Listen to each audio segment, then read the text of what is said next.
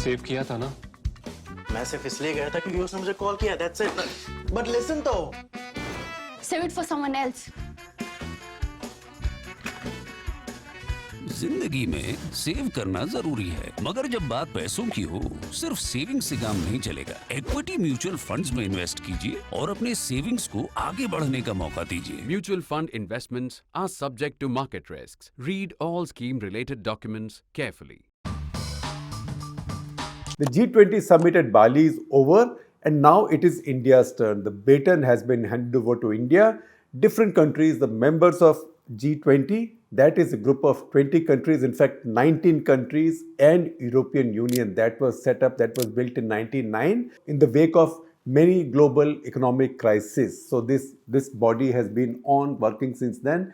India is member, 20 countries, 19 countries plus European Union, which together represent 80% of the world's GDP right now and nearly 80% of the trade as well. I would say almost all of the military power. I might even like to say all of the world's nukes, but that's not quite true because Pakistan is out of it. That is at least an official nuke state. Forget Israel, North Korea, etc. So this is really representing all of the world's power in one place. So while the UN has every country, this is like the creme de la creme. 20 of the top countries, economies, etc. in the world. So India now has the leadership. This is done by rotation. So every year, a new country takes the chair. So Indonesia, it was last year. Indonesia has now finished its term and now it is India's turn. Now what's happened at this G20? The important thing is, the most important takeaway from this G20 is that if you look at all the headlines, not just in India, but around the world. In India, there might be some headlines about India taking over leadership now, Mr. Modi's meetings, etc. But basically, even in India and globally, what's really made news is Xi Jinping. So Xi Jinping's towering figure has really dominated this summit. Now, he's not been traveling out very much since the pandemic began. This was his coming out party also. He was there at a couple of others earlier, but this was the big one where all the top leaders of the world were present and he was there. So he's been there and it is around him, around the meetings and summits in which he figured that the big headlines have come. One of them, of course, for us, particularly in India, was Prime Minister Modi getting up from his own chair and greeting him, basically seeking him out and greeting him, shaking hands with him, exchanging a couple of words. Now, you might say this is just a formality. You meet somebody at a wedding or at a party, you will say hello, but that did not happen earlier at the Shanghai Cooperation Organization Summit. There, Prime Minister Modi and Xi Jinping kept their distance from each other. This was a relationship of complete Katti. So what was Katti earlier has now become a little bit of Abba, it seems. So at least that ice is broken. They have greeted each other. So that was again a story built around Xi Jinping and Narendra Modi, but featuring Xi Jinping. Now the next thing, Xi Jinping had some other summits. So the news headlines have been made by, not so much by the summits that actually took place. There was the summit with Joe Biden, also the summit meeting bilateral with Justin Trudeau of Canada and some others, but one by the bilateral that did not happen, that is with Rishi Sunak of Britain. It was set up, it was scheduled, but at the last moment was cancelled. Both sides said because of scheduling difficulties, something else came up. Now, big heads of state of P5 countries, if they really want to meet, they'll figure out their schedules. But for some reason, it did not happen. And we know that there are issues between the conservatives in Britain and the Chinese. But we'll come to that a little bit later because that is not the main story. Nor is the main story the readouts of the meeting, fairly sizable meeting between US President Joe Biden and Xi Jinping, which also took place after a long time. The important thing is what happened away from the meeting. Now, there was a bilateral meeting with Justin Trudeau of Canada, but out of that, not that much which was meaningful or newsworthy came out. And then at one of the receptions, in a kind of lobby area where people are just milling around. Now, think of it like the Central Hall of Indian parliament, right? Where ministers, others all mill around. The prime minister also used to come in the past, right? They all mill around and you can run into just about anybody. So these G20 meetings are like that. So all these big guys, big leaders are milling around in the same area and they keep running into each other. So in one of those mixing areas, Justin Trudeau and Xi Jinping came face to face. दोनों की आंखें चार हुई. When that happened, you saw these videos which have gone viral around the world of Xi Jinping actually, literally admonishing Justin Trudeau. And the words he spoke in Chinese language, of course, they were being immediately translated by the interpreter, and the mics were hot around the place, particularly the Canadian press pool's mics. And those mics picked up those conversations. So those conversations really sound like some school bully telling the other, जानता है मैं मेरा बाप कौन है, जानता है मैं तेरी टांगे तोड़ दूंगा. Not exactly like that, but the tone was the same. It was a tone of admonition by one head of state, by one chief executive of a big powerful country to another chief executive, not of such a powerful country, but a G7 country, an OECD economy, an ally of the West, and also a member of the Five Eyes Alliance, that is Canada. Now, what did Xi Jinping say and what was he angry about? Xi Jinping was angry that the contents of his meeting with Trudeau had leaked to Canadian media. And what was he upset about? He was upset about the fact that Trudeau, in his meeting with Xi Jinping, had complained that the Chinese intelligence had tried to interfere with Canada's political processes and had also tried to interfere in their elections. So as they met, what is it that Xi Jinping was overheard saying and picked up by the mics? And I'm giving you translations, sort of translations, reliable translations. Also, these have been shared by Adil Brar, who writes about China for us. So I lay great store by the way he translates, how accurately he translates this. So I quote Xi Jinping from these translations. So Xi Jinping said, everything we discussed has been leaked to the papers. That is not appropriate. And then he goes on to say, that is not the way the conversation was conducted. If there is sincerity on your part, and it stops somewhere there. And then Trudeau, who looks, you can see that he looks taken aback, but he holds his own. He's much younger, less experienced, but he holds his own. And he says, again I quote, we'll believe in open and free dialogue, and that's what we will continue to have. We will continue to look to work constructively together, but there will be things we will disagree on, and we will have to ... So while he reached, we will have to, Xi Jinping again cut in. And he said, and then Xi Jinping also goes on to say, and I see this on CBC, Canadian Broadcasting Corporation, we should have conversations in a respectful way. Otherwise, the results can't be predicted. Now, this is really a threatening tone. And if I see what all the experts are saying, they are all saying that this was a threatening tone and this was Xi Jinping admonishing Justin Trudeau. And that is the way the Chinese tend to treat countries which they think are weaker than them. So on CBC, there's an interview with Guy St. Jacques, who is a former diplomat, Canadian diplomat. He was Canada's ambassador to China. And he says, and I quote him again, he said that, look, I can see that Xi Jinping was obviously agitated. His arms were moving or swinging.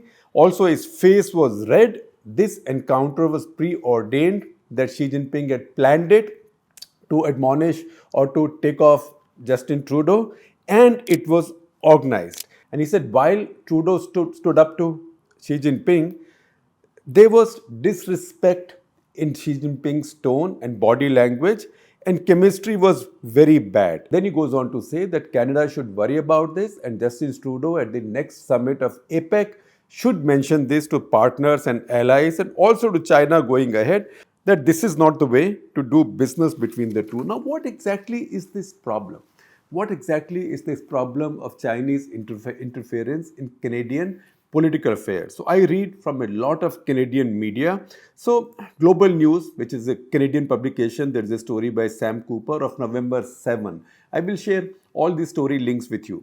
That story says that Canadian intelligence, that is CSIS, Canadian Security Intelligence Service, they told Justin Trudeau that the Chinese funded at least 11 candidates in the 2019 national election, or what the Canadians call federal election. 11 candidates, not from one party, but across parties. Because obviously it's not so easy to influence the outcome of the election in terms of who will be in power, but it doesn't hurt to have MPs who are in your pay on both sides or on multiple sides. So CSIS also told the Canadian government or the Prime Minister that Chinese had also posted agents in MPs' offices who were influencing officials. They were also running campaigns. Chinese intelligence was also running campaign against MPs critical of Chinese policies. Further, the CSIS told Justin Trudeau, their Prime Minister, that Chinese consulate in Toronto, they are the ones who transferred this money to these 11 candidates,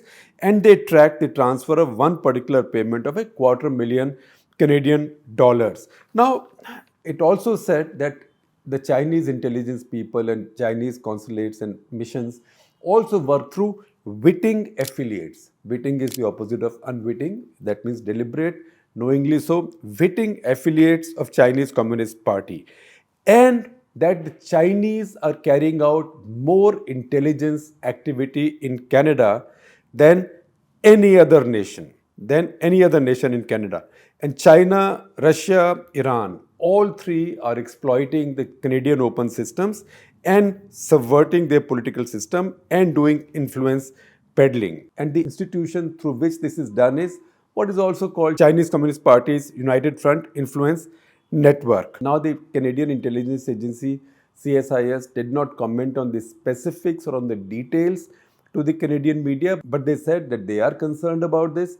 They also notice very heavy Chinese intelligence activity in their country. That's why Justin Trudeau took it up with the Chinese, with Xi Jinping. And Justin Trudeau later did not comment on this specifically, but he said, look, we run an open system. If I have taken up the concerns of Canadian people at any forum, Canadian people have the right to hear from me about that. So the exact Trudeau quote is, and I quote, "I won't shy away from being open with Canadians, however delicate the subjects might be."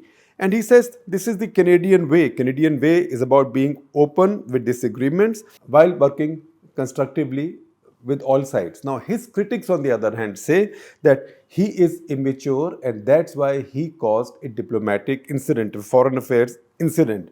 Now, in one of the videos, as the video is taken away because chatter is in Chinese, another word has been picked up. As Xi Jinping is going away, he says in Chinese something which is translated as too naive. And that I see from a tweet by Anant Krishnan, who is the Hindu's Beijing correspondent, who also knows the language very well. So when he picks up something that says too naive, that is genuine. So Xi Jinping basically has gone away fuming, calling Justin Trudeau too naive. So there might be people in India who agree with Xi Jinping on the too naive description, particularly those who see concerns in Trudeau's vote bank politics, particularly vis-a-vis the Sikh population, the Sikh diaspora in Canada.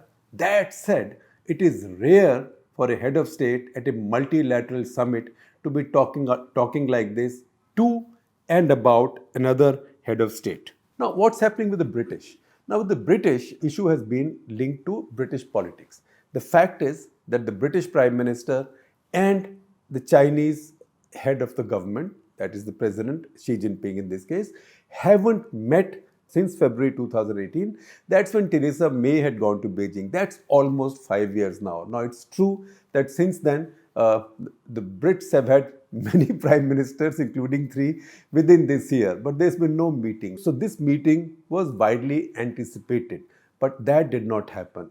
In internal politics of Britain, between Liz Truss and Rishi Sunak, the argument was about China. Liz Truss had already declared China to be a threat to UK, and she was accusing Rishi Sunak of being soft on China. Rishi Sunak, on the other hand, has been saying, look, China is a long-term threat, etc., but we have to find a way of dealing with it. And yet, his statements and his line on China also has become sterner lately. And I once again quote from him, "China poses a systemic challenge to our values and interests." And he goes on to say, it represents the biggest state-based threat to our economic security. And he goes on to say, we stand ready to support Taiwan. And yet again, in another statement, he says, China is the biggest long-term threat to Britain. Of course, then he goes on to say that he stands for a mature and balanced relationship with China. But see, the British have questioned China on Uyghurs, on 5G Huawei, they blocked it, on Hong Kong, and the British are members of AUKUS, which is helping Australia build a nuclear submarine to counter who? To counter China, not to counter Fiji, right? Again, finally, the summit that really happened and for which big readouts were issued, that is mostly more of the same. That is Biden and Xi. If you see the American readout, that's basically a restatement of everything else that's been said in the past. That's how big powers talk, because if they do anything original between them, they will not put it on a readout. The Chinese readout, on the other hand, which I see from the Chinese Foreign Ministry's website, that is sterner. And that says basically, that gives you a summary or a précis of the lectures that apparently Xi Jinping gave to Joe Biden on what he called as the futility of a technology war or a trade war. And he goes on to say that, look, this is, in today's world, we don't have to have the kind of relationship that we are having, which means that the relationship that China and US have right now is not helpful in today's world. That has to become better. So no trade war, no technology war, no effort, he says, should be made to disturb or disrupt supply chains in which China is involved. China is not an enemy, etc., etc. While he says all of that, and of course, there is a token line about Taiwan and how he explained the history of Taiwan. America again said they are committed to one China policy. But more importantly, see what Xi Jinping is saying to Joe Biden on democracy. He says, and I quote, and this is from the Chinese Foreign Ministry website, quote, democracy versus authoritarianism is not the defining feature of today's world. Still less does it represent the trend of the times. Read that carefully. The text will run on my screen. And then he says, look, America has a democracy, China has a democracy. America has its own kind of democracy, China has its own kind of democracy. And he says our democracy, that is China's democracy, is based on reality, history, culture, and popular will, and we take pride in it, right? So don't lecture us, he's telling Biden. And then he says, no country has a perfect democracy. Every country's democracy is a work in progress. Yours is a work in progress, mine is a work in progress, etc., etc. So no one democracy or no one democratic system has the right to set the bar for others. So once again, if you summarize all this, what does it show you? It shows you, one, that this G20 was Xi Jinping's coming out party. In this one, he was the one that everybody was seeking out. In fact, Emmanuel Macron also sort of sought his intervention to bring about peace between Ukraine and Russia. So he was the dominant figure. And in this one, he admonished one big Western leader, that is Justin Trudeau of Canada, publicly. And the other one, he obviously lectured on the concerns that are central to him. That is, he lectured Joe Biden on democracy.